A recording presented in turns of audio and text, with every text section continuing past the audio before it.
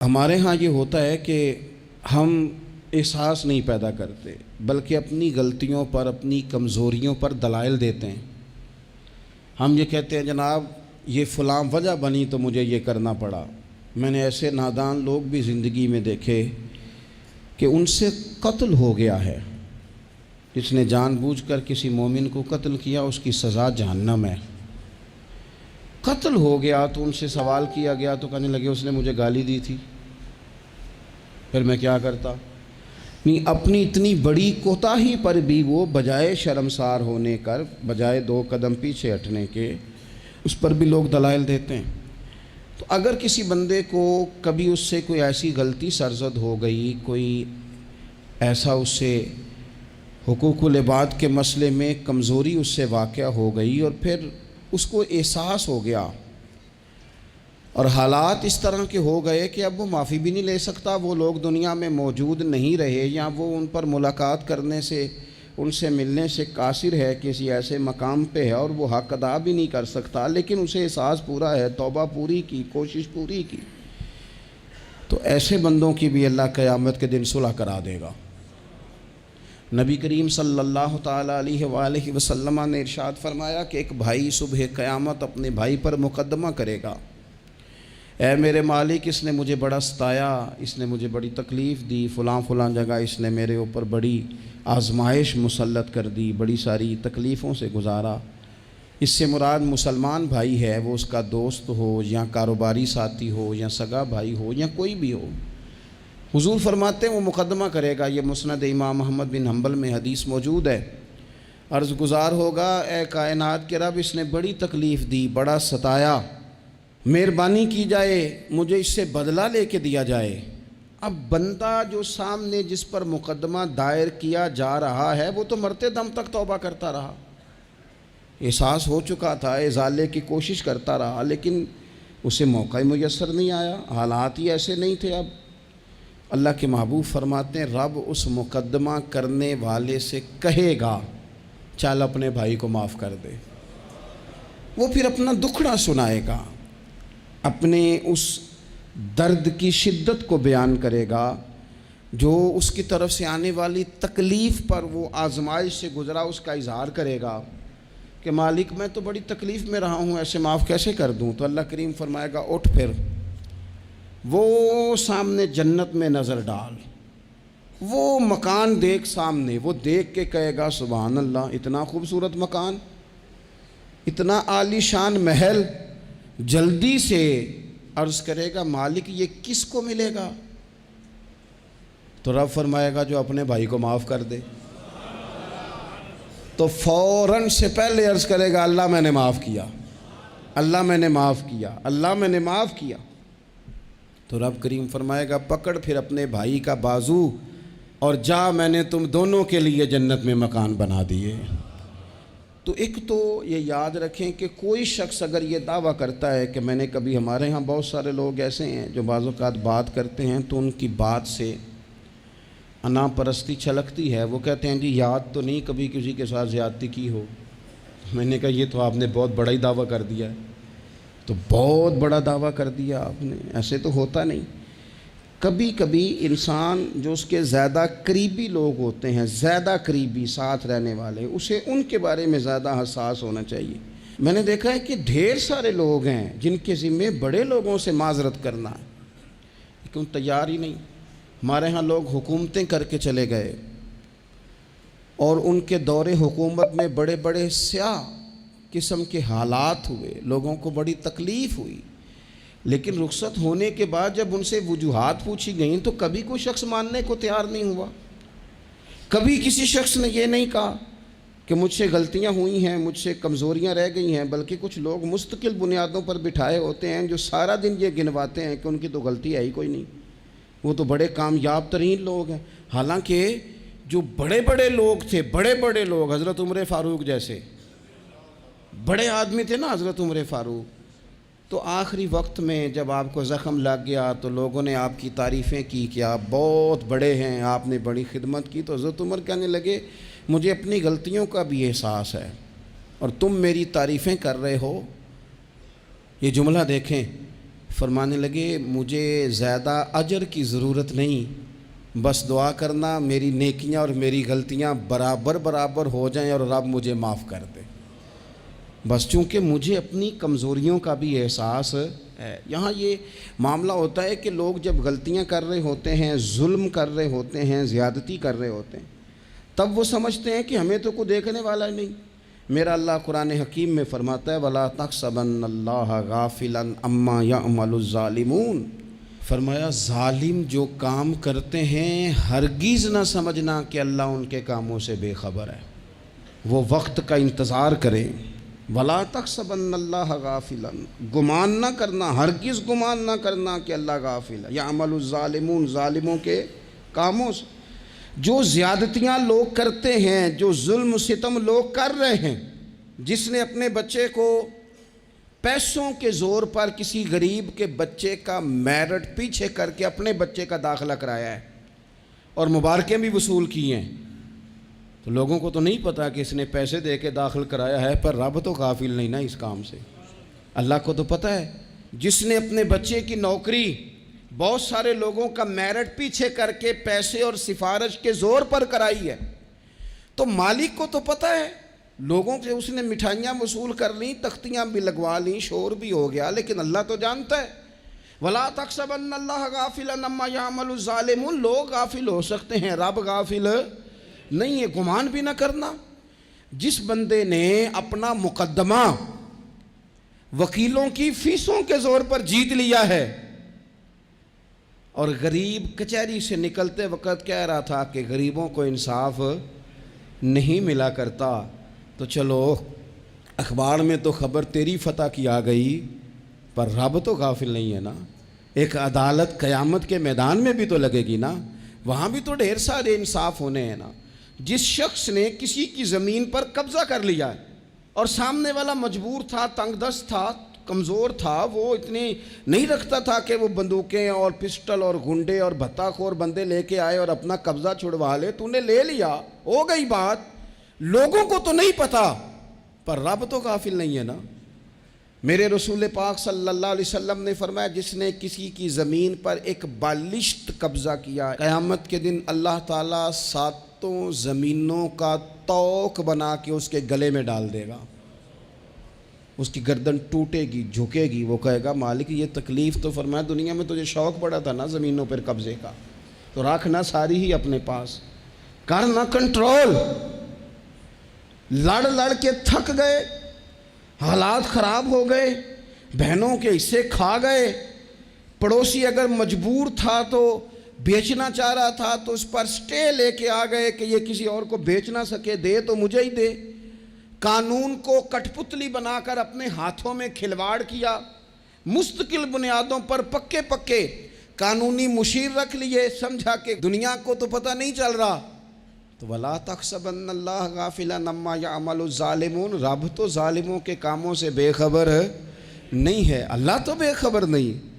بڑا کچھ لوگوں نے کیا، بڑا کچھ کیا، بڑی بڑی زیادتیاں پس پردہ کی، بڑے بڑے حقوق پہ ڈاکے ڈالے، بڑا کچھ ہی ہوا، لیکن پھر آرام کی نیند سو گئے۔ پھر نے سوچا کوئی سوال جواب نہیں، کوئی بات نہیں، کوئی پوچھنے والا نہیں، تو مٹی دیں تے مٹی رہنا ہی، ایمی قادی بلے بلے، اج مٹی دے اتے بندے آتے کل مٹی دے تھلے۔ بعض لوگوں کو بات کرنے کا سلیقہ زیادہ آتا ہے، پنچایت میں جیت جاتے ہیں۔ بعض لوگ وکیل مہنگا لے لیتے ہیں، ویسے وکیل مہنگا ہوتا کیوں ہے؟ وکیل کے مہنگا سستا ہونے کی وجہ کیا ہے؟ قانون آئین تو ایک جیسا ہے نا، دلائل تو قانون کے اندر ہی دینے ہیں، کتابیں سب نے ایک جیسی پڑھی ہیں، ڈگری بھی سب کے پاس ایک ہی ہے، ایک ہی ملک ہی ہے، تو یہ مہنگے سستے کا کیا مطلب ہے؟ وکلاء کے زور پر مقدمے جیتے جاتے ہیں، وکلاء کے زور پر۔ اور اگر خبریں ایسی بھی ہوں کہ بعض عدالتیں بھی پریشر قبول کرتی ہیں، بعض ادارے بھی پریشر قبول کرتے ہیں، پھر ملک نہیں بنا کرتے، پھر صرف کشتیاں لڑی جاتی ہیں، صبح سے شام تک کشتی لڑو اور شام کو کہنا کہ نہیں رزلٹ ٹھیک نہیں آیا، جو ریفری تھا، جو امپائر کھڑا کیا تھا، اس نے کہا نہیں یہ کھیل دوبارہ ہوگا، سویرے پھر شروع کر دو۔ ٹھیک ہے، باہر جو لوگ ہیں بیچارے وہ اپنی جگہ پہ ہیں تو ہیں، ختم ہو گئی بات۔ آپ دیکھ لیں ہمارے ملک میں جتنے بھی سنجیدہ فکر لوگ ہیں وہ زیادہ پریس کانفرنسز نہیں کرتے، وہ زیادہ شور شرابہ نہیں کرتے۔ کچھ پکے لوگ رکھے ہوئے ہیں جن کی ڈیوٹی چرب زبانی ہے، جن کی ذمہ داری ہر وقت آنکھ کو بھڑکا کے رکھنا، جن کے ذمے یہ کام لگایا جاتا ہے سوائے اس کے انہیں کچھ بھی نہیں آتا، صرف اتنا ہی جانتے ہیں کہ ہم نے سامنے والے کی پگڑی کو کیسے اچھالنا ہے۔ تو کبھی بھی کسی موقع پر بھی کسی کی ایک پائی بھی ظلمن کبھی بھی اپنے قبضے میں نہ لیں۔ یاد رکھنا رزق زیادہ ضروری نہیں ہوتا، رزق برکت والا ضروری ہوتا ہے۔ تھوڑا ہو لیکن اس میں برکت ہو، کثرت سے کام نہیں چلتا، برکت سے کام چلتا۔ بہت پیسے ہوں لیکن ان میں برکت ہی کوئی نہ ہو، آتے بھی جا رہے ہیں اور جاتے بھی جا رہے ہیں، کوئی سمجھ نہیں آ رہی۔ تو ظلم اور زیادتی اور جبر ہمارے ہاں یہ دور بدل گیا، میڈیا لوگوں کی جیب میں آ گیا، آسانی ہو گئی، سیٹلائٹ کا سسٹم آ گیا، دور دراز کونوں میں لوگ اپنی بات لوگوں تک پہنچانے کا ذریعہ حاصل کر سکے، ساری آسانیاں ہو گئیں، ہر چیز لوگوں کو میسر آ گئی، تیزی ہو گئی، لیکن سچ پھر بھی نہیں عام ہو سکا۔ حقیقت پسندی کے دعوے لوگوں نے پھر بھی نہیں کیے۔ اگر کوئی چیز عام ہوئی بھی تو وہی جھوٹ، وہی بددیانتی، وہی ظلم و ستم۔ آپ دیکھ لیں کوئی ایک کیس بھی کبھی آتا ہے میدان میں، ایک کیس بھی، اور 4 دن اپنی فیس بک کی بات بڑھانے کے لیے اس پر شور بھی کیا جاتا ہے، پھر وہ دب جاتا ہے، پھر اس کے بعد وہ قصہ پارینہ ہو جاتا ہے۔ جب ظلم حد سے بڑھ جاتا ہے پھر انسان کا اپنا وجود بھی اس کے لیے باعث عار بن جاتا ہے۔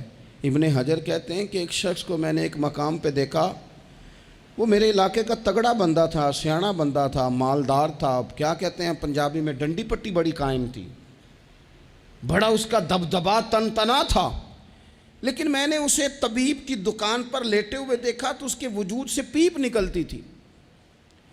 میں نے اسے کہا یار تیرے نام سے تو لوگ خوف زدہ رہتے تھے، تیرا نام لے کے تو لوگ بچوں کو ڈرایا کرتے تھے، تیرے سے انسلاک رکھنے والے تو بازاروں میں گردنیں اونچی کر کے چلتے، تجھے کیا ہوا؟ تو کہنے لگا بس جب خدا کا حکم آیا، جب اللہ کی حکمت کا غلبہ ہوا، جب تک اس نے ڈھیل دی تو دی، لیکن جب وہ پکڑنے پہ آیا تو پھر حال یہ ہوا کہ ایک غریب مچھیرا مچھلیاں پکڑنے کے لیے دریا میں سارا دن بیٹھا رہا، اسے مچھلی نہ ملی، شام کو روئی پڑا کہ مالک میرے تو بچوں کے پاس کھانے کو بھی کوئی شے نہیں۔ تو ایک مچھلی شام کو بڑی محنت کے بعد ایک بڑی مچھلی اس کے ہاتھ لگی۔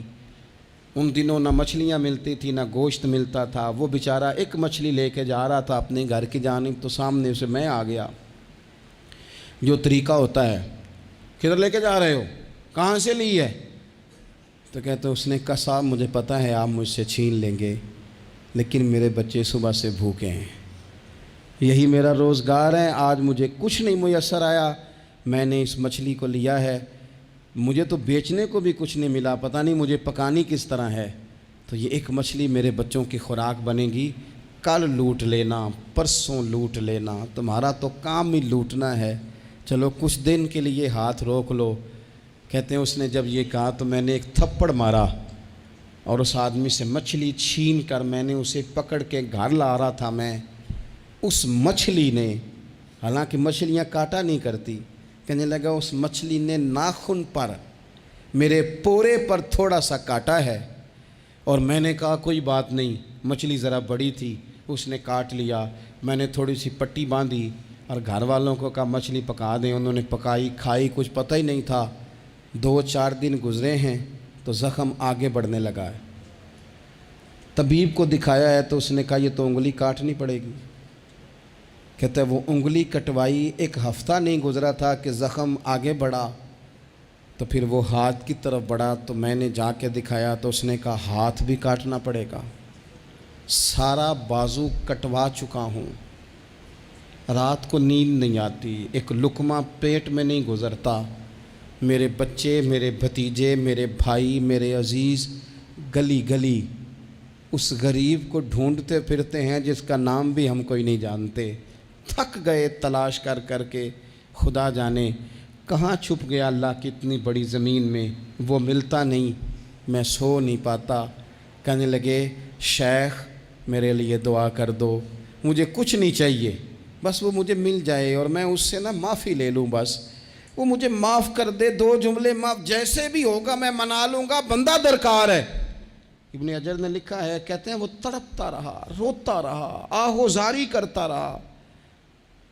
میں نے بھی اس کے لیے دعا کی کہ اللہ کرے وہ شخص تجھے مل جائے۔ پھر کچھ دنوں کے بعد مجھے کسی نے بتایا کہ مر تو گیا ہے تڑپ کے، پر اس سے معافی کا موقع میسر نہیں آیا۔ دوستو، زندگی میں کچھ کام ایسے ہم کرتے ہیں، وہ راز گرچہ ہمارے سینوں میں دفن ہوتے ہیں، لیکن کہیں ظلماً زیادتی کے ساتھ ہم نے 4 پیسے بھی کسی کے ہڑپ کیے۔ کام محنت کرنی نہیں، جی چرانا ہے، کوشش کرنی نہیں، جی چرانا ہے۔ ملا رومی رحمۃ اللہ تعالیٰ علیہ نے لکھا ہے، جو آدمی ظلماً چیزیں کھانے کا عادی ہو جاتا ہے، اس کے منہ کو وہ بدبودار ذائقہ لگ جاتا ہے، وہ خدا سے معافی مانگے کہ یہ کیا میرے منہ کو گند لگ گیا ہے کہ ہمیشہ ناجائز کی ہی لذت آنے لگی، حرام کی لذت آنے لگی، اسے پھر وہ حلال کا ذائقہ ہی نصیب نہیں ہوتا۔ اپنی زندگی میں جائز پیسہ، رزق حلال، طیب، طاہر، صاف ستھرا، کبھی ظلم نہ کریں، کبھی زیادتی نہ کریں۔ کبھی حضرت سعد بن ابی وقاص رضی اللہ تعالیٰ عنہ کچھ بانٹ رہے تھے، تو ایک شخص نے آ کے کہا، یہ بخاری میں آپ کو ملے گا، اس نے آپ پر 3 الزام لگائے۔ کہنے لگا ایک تو آپ جہاد پہ نہیں جاتے حالانکہ بڑے مجاہد تھے، دوسرا آپ بانٹنے میں احتیاط نہیں کرتے، تیسرا جناب آپ غریبوں کو ترجیح نہیں دیتے۔ 3 الزام اس طرح کے اس نے آپ پہ لگائے، ناانصافی کا، معاذ اللہ، جنگ پہ نہ جانے کا۔ اب حضرت سعد بن ابی وقاص کو بڑی تکلیف ہوئی۔ بد دعاؤں سے بچنا چاہیے۔ حضور نے نام لے کے کہا مظلوم کی بد دعا سے بچنا۔ دکاندار کپڑے دیکھ کے اہمیت دیتا ہے، کپڑے دیکھ کے۔ اگر دکان پہ چڑھنے والا مہنگے کپڑے پہن کے چڑھا ہے تو اٹھ کے کھڑے ہو کے مال دکھاتا ہے۔ اگر کپڑے پھٹے پرانے ہیں اور خاتون نے جو گود میں بچہ اٹھایا وہ بھی غریب ہے تو کہتا چل چل، انہیں خریدنا کچھ ہے نہیں۔ یہاں سے ظلم شروع ہوتا ہے، یہاں سے۔ بندہ دیکھ کر لوگ اس کے ساتھ رویہ اختیار کرتے ہیں، بندہ دیکھ کر، میری غربت نے کیا مجھ کو زمانے میں بدنام، تیری دولت نے تیرے عیب چھپا رکھے۔ حضور فرمانے لگے مظلوم کی بد دعا سے بچنا، جب وہ اپنے ہاتھ اٹھاتا ہے نا رب کی بارگاہ میں، تو پھر آسمان کو بھی حکم ہوتا ہے تو درمیان میں ہٹ جا، کوئی شے نہ آئے، اسے سیدھا اللہ کی بارگاہ میں پہنچنے دے۔ ہٹ جاتی ہے ہر چیز۔ مظلوم کی بد دعا سے بچو۔ حضرت سعد عزت دار آدمی تھے، لوگ عزت داروں پر بھی ظلم کرنے سے باز نہیں آتے۔ حضور کے غلام تھے، نبی پاک کے سچے سچے صحابی تھے، اس نے جھٹ سے منہ کھولا، الزام لگا دیا، سوچا سمجھا ہی نہیں کہ میں اس شخص کے بارے میں بات کر رہا ہوں جس کی صبح اور شام میں حضور کے ساتھ وفا کرتے گزر گئیں، بخاری میں موجود ہے۔ ظلمن بات کی، ظلمن، کہنے لگا نہ جہاد پہ جاتے ہو، نہ مال غنیمت انصاف سے بانٹتے ہو، نہ عدل کرتے ہو، الزامات لگاتا۔ حضرت سعد چپ کر گئے۔ کئی دفعہ نفیس آدمی وہ اس کو تکلیف ہوتی ہے وضاحت دیتے بھی کہ میں وضاحت دوں، اب یقین کریں وضاحت دیتے بھی تکلیف ہوتی ہے۔ حضرت سعد بن ابی وقاص خاموش ہو گئے، چپ کر گئے۔ لیکن اس وقت سے ڈرنا چاہیے جب کوئی اپنا مقدمہ رب کی بارگاہ میں پیش کرے، رات کو اللہ کے حضور شکایت کرے۔ حضرت سعد بن ابی وقاص نے 3 دعائیں کی اس کے لیے، دعائے ضرر، بد دعائیں دی 3۔ کون سی؟ کہا اے اللہ اس کی عمر لمبی کر دے، اے اللہ اس کا فقر بڑھا دے۔ تیسرا کہا اے اللہ اسے فتنوں میں مبتلا کر، اس نے مجھے اذیت دی، تکلیف دی، میں نے تو ساری زندگی وفاداری میں گزاری اور یہ مجھے کیا کہہ گیا جاتے ہوئے۔ ایک تابعی بزرگ ہیں، وہ فرماتے ہیں اور بخاری میں موجود ہے، تابعی بزرگ فرماتے ہیں میں نے اس بوڑھے کو دیکھا، اتنی عمر لمبی ہو گئی تھی کہ بھویں جھک گئی تھیں، اور حال یہ تھا کہ مانگتا پھرتا تھا، ایک دفعہ روٹی کھاتا تو بھوک ختم نہ ہوتی، پھر مانگنا شروع کر دیتا، فقر لمبا ہو گیا۔ اور فرماتے ہیں فتنے کا یہ حال تھا کہ نہ اب خواہش تھی، نہ اس کے وجود میں اتنی طاقت تھی، لیکن راہ سے گزرتے معاذ اللہ ثم معاذ اللہ کسی خاتون کو چھیڑ دیتا، اسے جوتے پڑتے، اسے تکلیف ہوتی۔ تو جب لوگ اسے پوچھتے یہ تو کیا کرتا ہے، تو کہتا یہ حضرت سعد بن ابی وقاص کی دعا ہے جو میرا پیچھا کرتی، یہ میں نے ان پر ظلم کیا، زیادتی کی، الزامات لگائے، دل توڑا، تو یہ دعا ہے جو مجھے جینے نہیں دیتی۔ خدا را اپنے لہجوں پر، اپنے انداز پر تھوڑی توجہ دیں۔ ہم مطلب وہ جب ہمیں پتہ ہوتا ہے نا کہ یہ سامنے والا کمزور ہے، دو باتیں سن لی ہیں تو پھر ہم 100 سناتے ہیں، پھر ہم کئی 100 سناتے ہیں، پھر تو ماں بدولت باز آنے کو تیار نہیں ہوتے۔ کبھی بھی کسی پر ظلم نہ کریں، زیادتی کا مزاج نہ بنائیں، تکلیف نہ دیں۔ ہمارا وجود، ہمارا لہجہ، ہمارا اٹھنا بیٹھنا کبھی کسی کے لیے بوجھ کا باعث نہ بنے۔ ٹھیک ہے، بعض لوگوں کے شر سے ڈرتے ہیں، بعض لوگوں کی ضد سے ڈرتے ہیں، بعض لوگ رٹا بڑا ڈالتے ہیں تو رٹے سے ڈرتے ہیں، خاموشی سے نکل جاتے ہیں۔ اس کا مطلب یہ نہیں ہوتا، وہ حضور نے فرمایا مومن نرم دل ہوتا ہے، سامنے والا سمجھ لیتا ہے شاید بزدل ہے، اس کو پتہ ہی کوئی نہیں، وہ تو نرم دل ہے۔ یاد رکھنا کچھ بدلے صبح قیامت اللہ کے حضور بھی پیش ہوں گے۔